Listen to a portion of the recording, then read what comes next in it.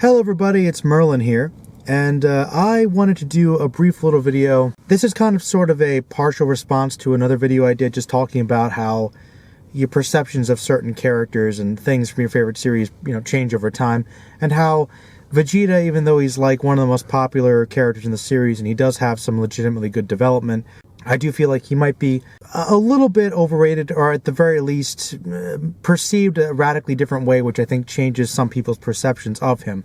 I mean, don't get me wrong, Vegeta's a great character. Anybody that says that Vegeta is their favorite character, I don't have a problem with that. He is definitely one of the best characters in the series, but I personally don't like him quite as much as I used to. Like I said, he used to be probably my favorite character, and now, even though he's still very highly ranked, there's probably a couple other characters that I like more. I mean, it's tough though, because I've always kind of felt that the most enduring thing about Dragon Ball, besides just the kind of unique world and energy that it has, as well as just the awesome action, obviously, is that it has a really epic story and really, really interesting, memorable characters that have really become iconic. They're really good characters. They stick out. And they are basically a lot of the established tropes for shonen action series that followed. It's true that some of those tropes did exist beforehand to kind of fill those character spots, but Dragon Ball really solidified them and made them more mainstream. And that's why many other creators of anime afterwards of similar genres look to it as kind of the standard to meet.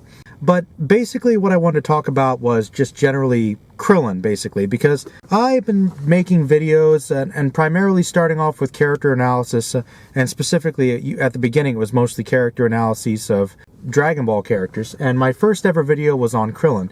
And I'd like to redo some of those earlier videos because I feel like some of my earlier videos I didn't go into quite as much detail and they aren't as refined as they are now, so I might redo some of those ones as well. But when it comes to Krillin, I would say that he is definitely probably my favorite character in the series, if not my favorite character, one of them. I mean, it does kind of revolve. Sometimes I really feel like I like Piccolo, Gohan, Future Trunks, and Goku.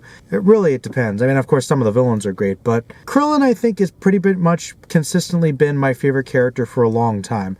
I always liked him, even back in the day, years and years ago, when everybody made fun of Krillin because he was completely pointless. Kind of an opposite way of reflecting the same basic idea about people's perceptions of Vegeta. People's perceptions of Krillin as a character has really changed over time, because I think people realize that Krillin is a very important character and he serves a very good function. He not only is the comic relief, but as the series goes on, he's kind of one of those people that's incredibly stable. He has very realistic goals. I mean, he's a strong fighter and he's very skilled in his arts. In fact, you could argue that he's one of the most skilled technically in terms of his techniques. I mean, manipulating the energy for the Destructo Disc, for instance, is one of the most interesting attacks in the show and one of the most powerful potentially, but that's beside the point. Krillin actually wanted a family. Krillin felt insecure about his relationship with women and just building up his own self-confidence. And he kind of acts as almost the everyman, because it's ironic, even though he's arguably the most powerful human on the planet, he's incredibly powerful compared to a lot of these other beings, these extra-dimensional beings and interplanetary demigods and whatnot.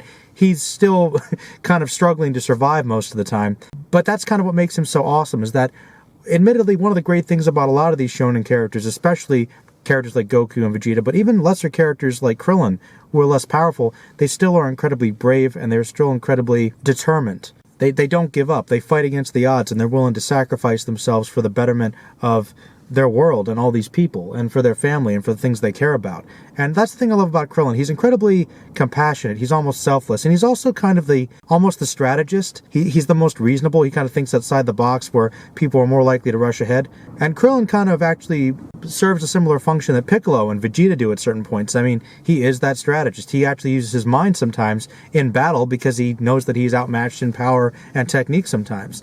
And if it weren't for Krillin, many of the characters would have died, completely. I mean, Gohan probably wouldn't have made it without Krillin when they went to Namek. So, and his relationship with Goku is incredibly important as well.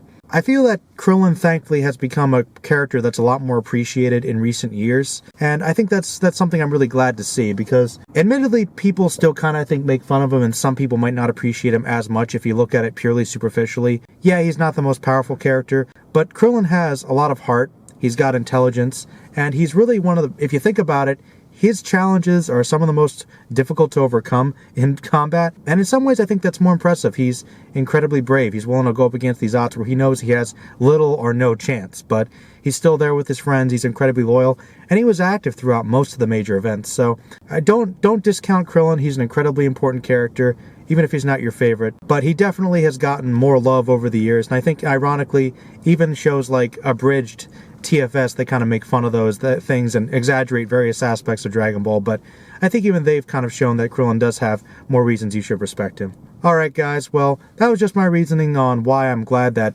people's perceptions of Krillin have changed, I think, in a more positive way over the years, and that's one reason why Krillin is ranked definitely highly among my favorite Dragon Ball characters, even though a long time ago I might not have said that. Alright guys, well, that was another video from my